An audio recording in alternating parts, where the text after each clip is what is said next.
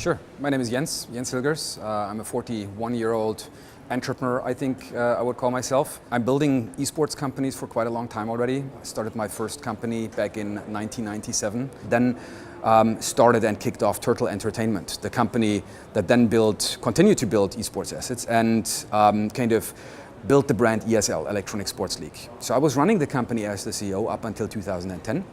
I worked a lot on the international expansion of the concept, so kind of carrying the ESL brand and concept into other, first and foremost, European countries. In 2007, we started to expand into Asia, into China specifically with ESL, spending 2 years in China and kind of sort of completing my mission with ESL in China. I decided to relocate back to Europe. I went to Berlin. And in Berlin, I focused a lot of my energy to actually build additional esports assets. I realized like esports is now at this point where it's not a niche audience anymore. Like we're not talking about thousands or 10,000s or 100,000s of people that are playing or watching or kind of experiencing esports, but all of a sudden it's actually hundreds of millions of people. This is what really excites me now. Like I love to kind of identify opportunity in esports. I love to build things that help to grow esports, that are sustainable yet hopefully profitable, and will kind of make this industry even more exciting, and kind of help us and the community and the gamers to build authentic products that cater to their needs and make our esports experience a more beautiful esports experience, right? And so that's what we're doing.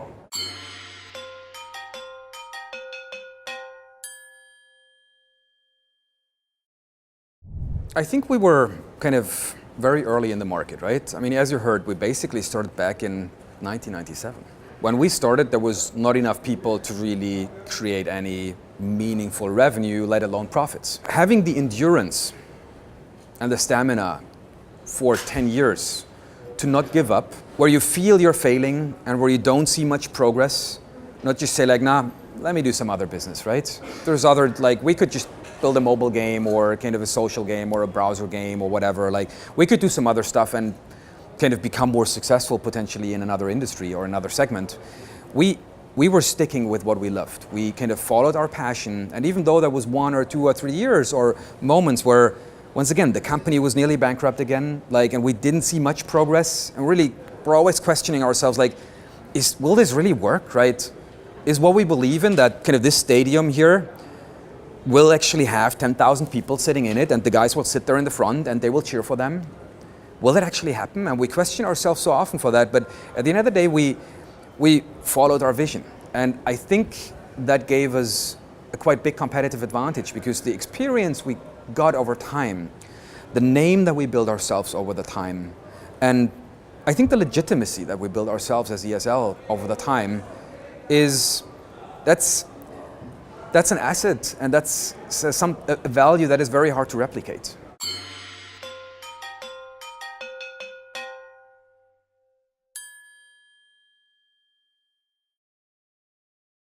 So our core focus is on the helping gamers to improve their gameplay with ideally kind of an assistant that at this moment is mostly your mobile phone that we choose as a platform, but at the same time help to increase the understanding for the game. So give more context to those who watch esports by using big data and creating potentially kind of data assets and additional visualizations or additional tools that make it a more beautiful kind of entertainment experience for you as a viewer and consumer of esports content. The Sumo products, our mobile apps, are now our prime focus, and we really try to push those the hardest. Like focus is an important aspect of building a successful successful business overall, and that's what we're kind of applying here. A lot of focus on getting these apps successful. But there are some experiments that the company is running. I can't reveal right now, but I am sure that you will love some of those products. They will surface over the next 3, 4, 5, 6 months, and I think will be of great utility to the esports audience out there. So we're super excited. We have assembled a great team. We're about 30 people right now in Berlin, Germany, all esports passionate and experienced people, and mostly we're kind of consumers of our own products, which helps us to build, I think, a pretty good experience.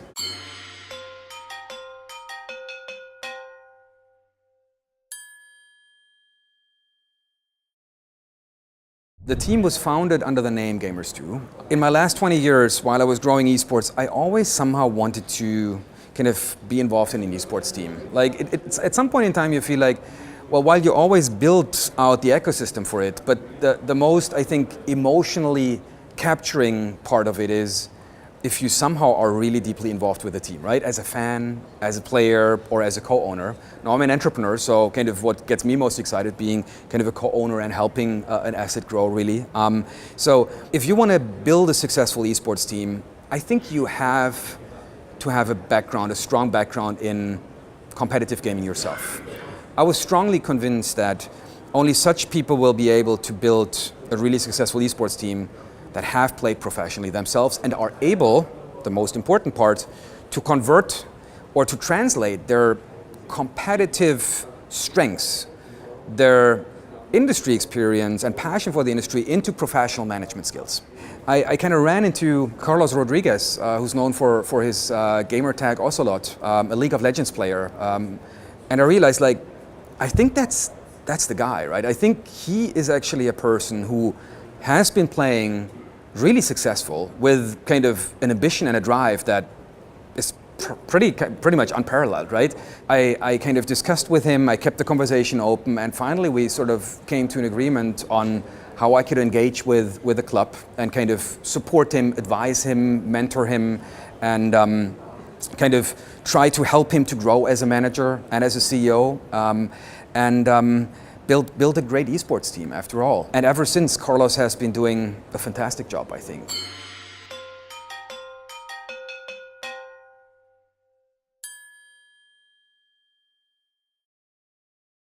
I think esports teams will grow in relevance and have to grow in relevance. I think that's a big aspect, and necessarily kind of all the different aspects of revenues in the esports ecosystem, like teams will probably have to pick up some share of some of those because they're driving esports growth alongside IP holders and game creators, alongside leagues, alongside broadcasters, alongside players. I do believe that players will also find a bit more of a voice in the sense that we will see player organizations picking up and giving them a representation. I think it's a necessity.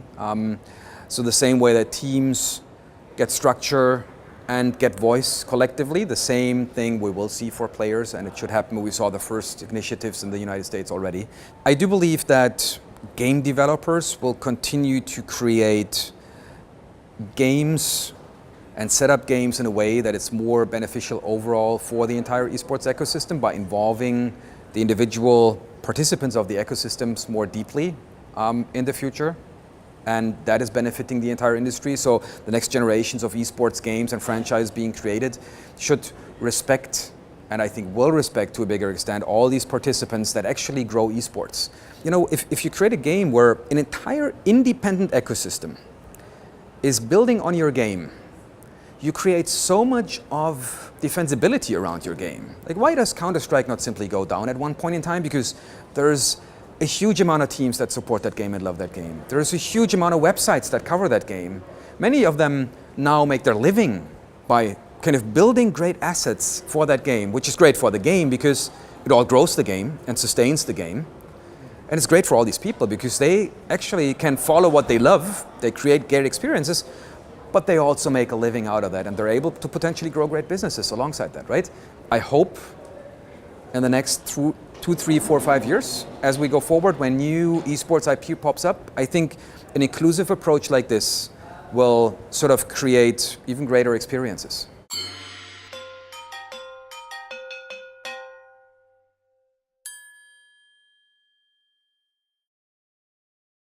What we see in esports today is that esports is pretty global, right? I mean, a team, I think G2 Esports has 40% of its fans in the United States. How it comes, right? Great for the team, but it tells you one story. A team originally from Madrid, Barcelona, all of a sudden scales globally and is able to attract audience and fans all around the globe.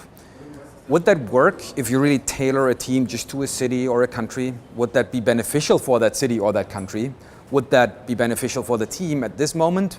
I tend to say no.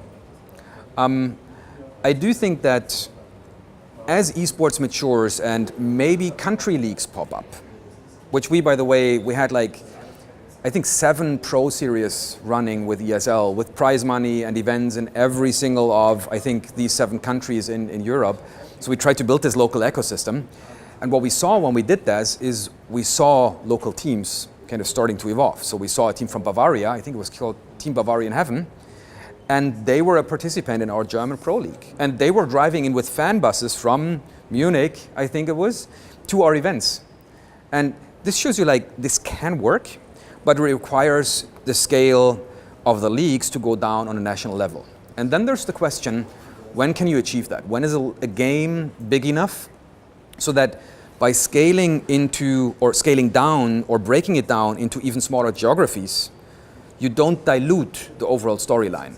Like how much content can a fan audience actually digest and consume? Right now in League, for example, we have the LCS and we have a lot of great content for our European audience. Would it sustain an investment into local national leagues with prize money and this entire infrastructure that you want and still sort of get this viewership that you need to see to kind of sustain that? I don't think that even on a scale of League of Legends right now, that's something that would really work out, right? And that also eliminates, I think, from the equation that city-based or country-based teams right now are a smart idea. I also think that it's great and beautiful that players from different countries come together in one team and form a really strong team together. I feel like for the young audience that we're delivering to, it sends the right signal, right? Like gaming does not have boundaries. Why is that not a great thing that all of a sudden the best people come together across borders, which creates more understanding and more interest for other cultures, right? I think that's terrific, and like I would love to keep this.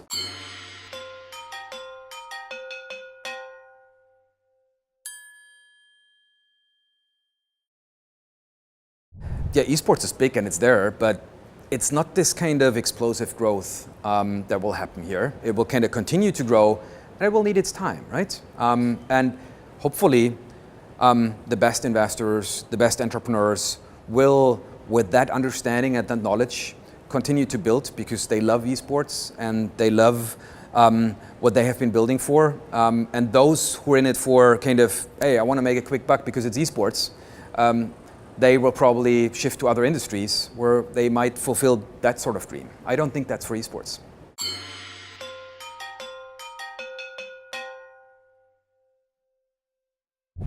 Well, I personally believe that esports is the better sport.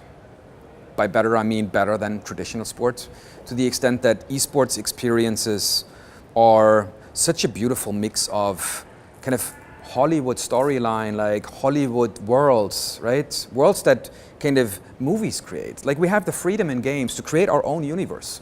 And that universe gets paired with the competitive aspect of sports. And I think that's just a terrific combination.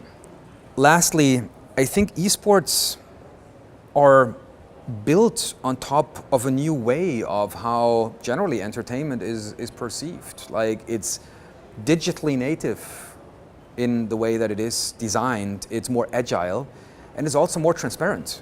What I really dislike about traditional sports is the way that decisions are made for its fans and for its consumers. And in esports, these people have a voice. If ESL kind of does something that was not great on an event, the Reddit shitstorm will eat us alive. And we need to fix that right away. Tell me how that works in soccer. So the transparency that we have and that we need to preserve, the voice of the community, the consumer that directly finances esports by the games they choose, they buy, is directly impacting the product that we built. And if that's a bad product, we will not be there tomorrow, right? But the other way around, they are telling us when it's a bad product and we will change it so it's the better product tomorrow. And I don't see that happening in traditional sports a lot, to be honest. And I think with esports, it's in our hands to kind of keep it that way. Like, I started building this because I wanted to build the best experience around games, right? And I'm my own customer, and I want to keep it that way. I want that the customers make and forge this decision. And I see that reflected in pretty much all of the esports companies out there. The game developers, Riot, Valve, Blizzard, all of them. And I see it reflected in the leagues out of there, in the broadcasters, and kind of in all the esports ecosystem participants. Let's just make sure that we keep it that way. So I think that is a huge differentiator, which eventually makes this a better sport. Thank you very much, Jens. You're welcome.